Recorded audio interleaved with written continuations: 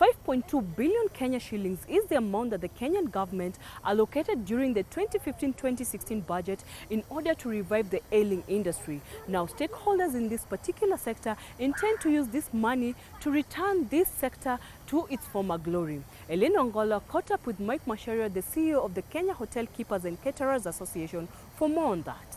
We know for the longest time the tourism industry has been a jewel to Kenya's economy. However, since 2011, the industry has been battered.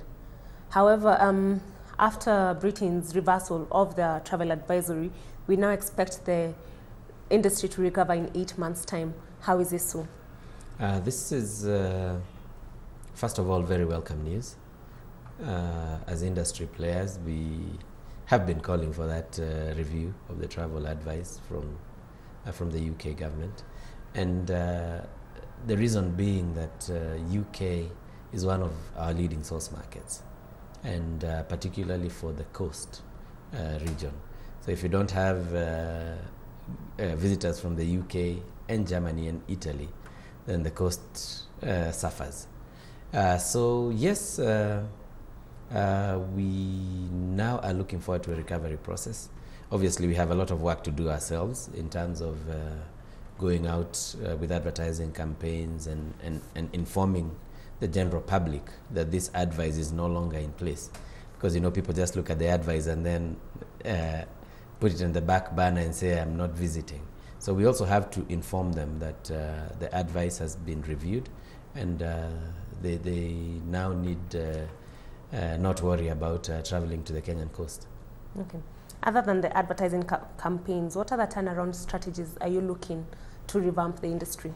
We're looking at partnerships with airlines, particularly charter flights that have been coming into Mombasa International. We're also looking at encouraging scheduled airlines to come to Kenya. And we have two main airports, that's Jomo Kenyatta and Moi International. And we forget that we have an international airport in Kisumu that can feed the Western Circuit. We have an expanded Malindi airport now that can give you access to the other side of the coast, the northern side of the coast. And we are looking at the expansion of the airstrip in Ukunda. And that will bring more people into the south coast. You mentioned these initiatives. Are you going to use part of the money that the government has pledged to revive the sector, the 5.2 million? What are you going to use these funds for? It's 5.2 billion, because we cannot just say the recovery is a one-year event or is a one-year process. We will need also to look at sustainability. You remember we had a target under Vision 2030, where we were looking at getting in 3 million international tourists by 2012.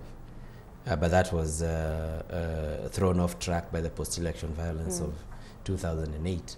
And obviously following elections of 2013. But we still need to revive that target and see whether we can get to about 5 million tourists as we had planned by 2030.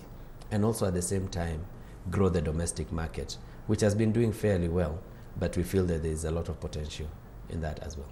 Okay. With the revision of Britain's travel advisory, what are the numbers you expect from the UK this time round? In 2011, we had about 200,000 visitors from the UK. When the advice was issued, we struggled to even reach half that number. So if you draw a graph from 2008, where we hit a very deep low, and take it on a 5-year cycle, because there's always apprehension around election time. You'll see a steady growth from 2008 up to 2011, and then there was a projected slight decrease in 2012, obviously because of the elections. But after that, we would have expected to pick up again and go beyond 2011. So what the incidents of terror and the travel advice did was take us to levels that were lower than 2008.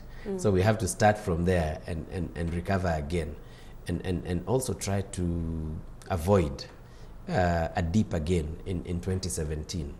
And this we can try and do together with our friends in politics to make sure that we are not going through the same cycle of election apprehension. Okay. We know that last year at around May, that's when we received travel advisories, not only from the UK, but also the US, Australia, France, I mean. So do you think we've upped our security for these other countries to also follow suit the way Britain has done so? As industry players, we are quite happy with what the security apparatus have done so far. You must understand that this is not a conventional war. It's not like going to war and coming back. It's you're fighting an invisible enemy. You're fighting an unconventional enemy. And at the end of the day, you cannot do anything until a crime is committed, because that's our constitution. So it's a very difficult war to fight. But so far, we are happy with what has been achieved so far, and we think that the government will still do more. If you looked at the budget, the 2015-2016 proposed budget by CS Rotich, it put in a lot of emphasis on spending on security, and that's one of the areas that makes us feel confident that we can still get there.